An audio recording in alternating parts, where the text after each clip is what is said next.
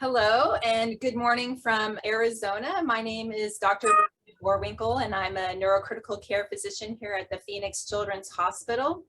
And I'm here today with Elijah Sanchez, his father, Victor Sanchez, and his mother, Jeanette Dodge. And we're here to discuss Eli's injury, his coma, and the road to recovery that Eli has experienced. What happened to Elijah? Back in April of 2021, you all were in a car accident and Elijah was seriously injured. And he came to the Phoenix Children's Hospital where I was his neurocritical care physician in the ICU. And at that point in time, just hours after he'd come in, he had had scans of his brain and his spine. And most unfortunately, they showed a very serious injury to where his spinal cord meet his skull, that the bones had detached there, and that the spinal cord was nearly severed.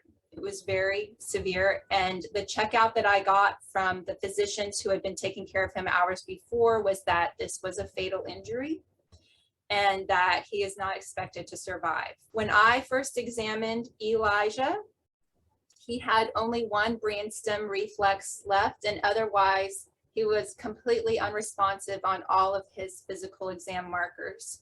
And that was a small reaction of his pupil on one side. It was very clear that he was in great peril, and I actually also did not expect him to survive. Due to this exam finding, we launched the panel of tests that we do to get a handle on the brain function. What we're looking at here is the panel of tests that Eli received. What's new about the test that he got is a task-based functional MRI and a resting state functional MRI, and then all the sort of regular tests. And so what was new about adding the task-based MRI is that we were asking him to do things while he was in a regular MRI scanner. Now, we weren't expecting him to actually move, but what we were hoping for is to see brain activation. So if we would ask him to move his hand, then the hand network would light up in the scanner. During that first week when we did this scan, none of those networks lit up except for his vision network. However, we did see these abnormal networks that you see here on the left. Those networks that with this red graph is the time of the network signal, and it's very time-based signal. It's very fast and erratic, which to me looked a lot like the children who had severe epilepsy. However, his EEG was not showing seizures. Because everything looks so poor with only one real network showing up and his exam looking so bad, all the team agreed that we would give him some heavy-duty seizure medication. And so for 3 days, we gave him loads of phenobarbital, which is a common medication that we use for children who are in status epilepticus. And by the second week, his exam had not changed. So we decided to repeat our panel of tests to see what it might tell us, because through this whole time, we were wondering if we were prolonging his suffering unnecessarily, and these tests might help guide us. And so what we saw on the second test was surprising, because when we asked him to repeat words, his language network lit up. And when we asked him to move his body, his motor network lit up. And we asked him to do several other things, and we asked him to do them several times, and we asked him to stop do them several times. And so he had to perform this on command. As you can see, there was a lot of normalization of the time signal. This is the red graph on the right of those networks. This is an example of the time networks. And so those seizure looking networks nearly resolved, and all of his major networks were now apparent, except he on exam wasn't able to move to command, and still most of his brainstem reflexes were not present.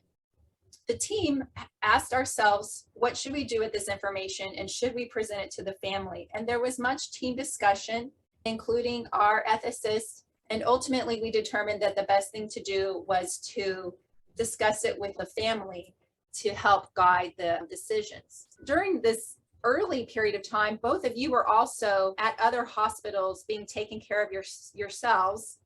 I would like to hear from you what your impression was when you saw Eli, what you were being told, how you felt about it, Yeah, I think the first memory I even have of waking up in the hospital was a care conference saying how critical Elijah was.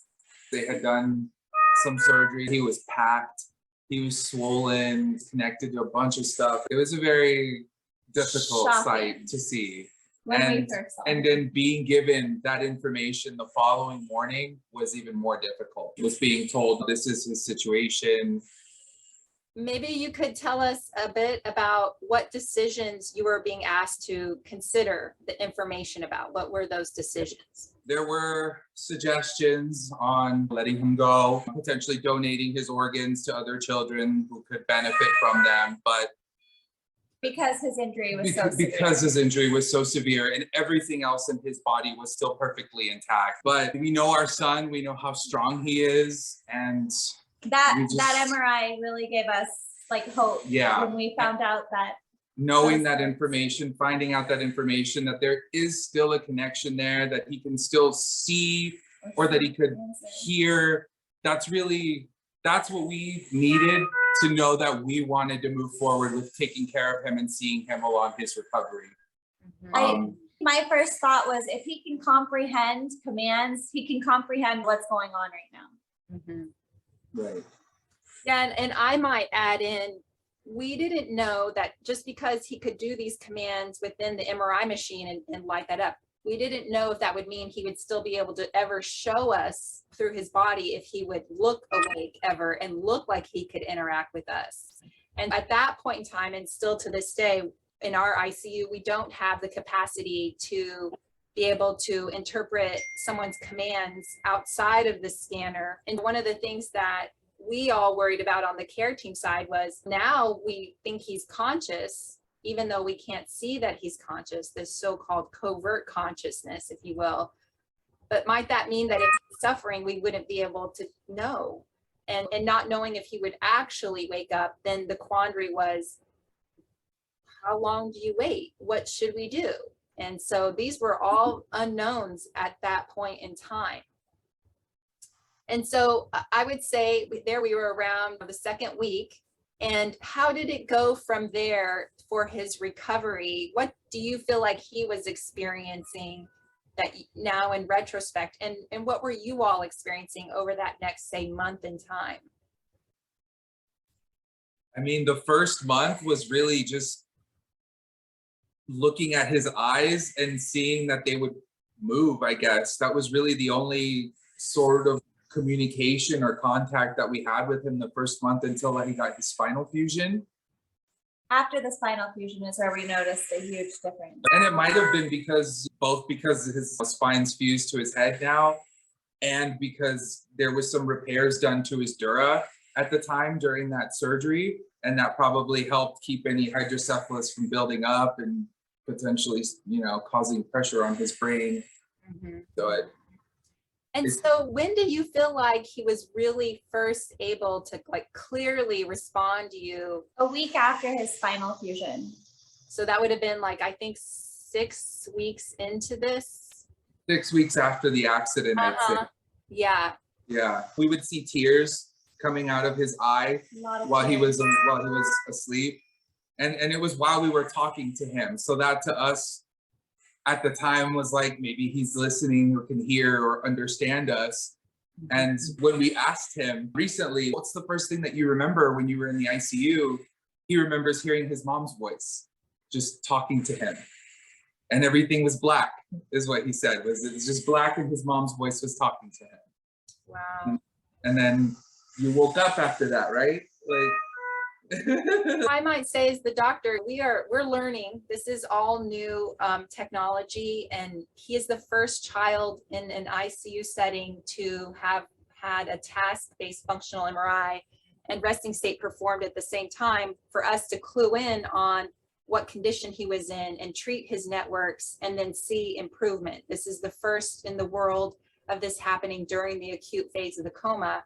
We as his doctors had a great pause in understanding that this was new and letting you know what our level of certainty was, which was quite low, and doing the best we could with the information. And I think also trying to not inflate the information or let you get too hopeful. And on the one side, we know very much that you love him so much, but we also know that you wouldn't want him to suffer unnecessarily. However, if there was a chance, then we could all look at that together and guide through that information and see where we went. 6 weeks is a long time to not respond clearly. And we didn't know that after his fusion that would he be better? We didn't know. And so I think that even understanding that we put him through a procedure that it itself can threaten his life and cause unnecessary suffering. So all of these types of surgeries, I think, were in question as to whether or not we should do them. However, that we had these tests,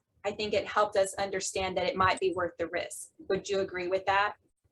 Yeah. I think I would agree with that. I think the first thing the neurosurgeon said to me was, I can do the surgery. I've done harder surgeries, but is this going to better your son's quality of life? I can't answer that question. This was a journey for the entire care team into something new, and it being a new way to think about the whole injury and possibilities that might not have been considered before without this type of technology. What is he able to do now so that the folks out there understand what has he recovered? Awesome. Yeah, we're excited to talk about that. He's able to use an eye gaze device. He's able to communicate to us by any yes or no question that we ask him. Either Elijah, look up if he's in pain. Elijah, look up if something hurts, or look down if something doesn't. He's able to answer even simple commands. Is Elijah still 6 years old? Are you 6? He says no. He's 7. We just actually reintroduced him back to school. So his teacher's been doing at-home learning with him. And she says he's basically at that first grade mark. He can count up to 100.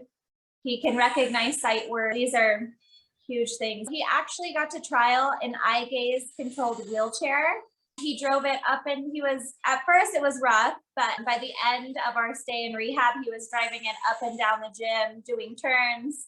So that, I feel, could really boost his independence. So we're looking into getting that soon for him. It's kind of like a tablet that you put in front of him, and he looks at it, and there's like controls on it that allows him to move his wheelchair forward, back, left, right. He can pick words, make sentences together. Wow. The other families out there whose children are experiencing coma, what would you like to say to them? That it is tough and it's hard to see your kid in a situation like that, but don't lose hope, because at some point they will hear you, they can hear you. You'll just know as like a parent that like your child can understand you in a way that no one else can, because you just, as their parent, have that connection with them, I feel. And an uncontrollable situation like what's happened to us, one thing you can control is the energy that's around your family and your son. And if you can make that happy and positive energy, they can feed off of that instead of a scared and a negative energy. What would you guys like to tell the doctors out there? We appreciate others' feedback. all the feedback. We received positive, and also got some negative, but it's their job.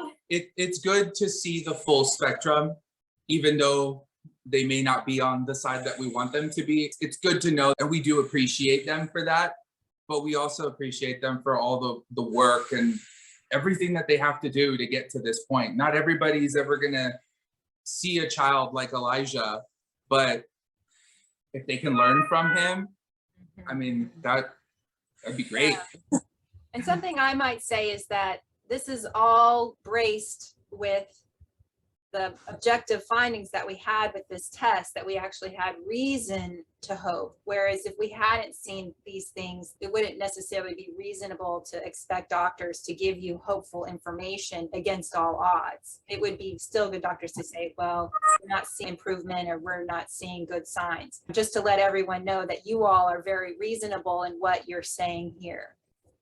My heart goes out to all of you, and thank you so much for teaching the world and being a light for other children. On behalf of the World Coma Day effort, we are so thankful and just so glad that you joined us today.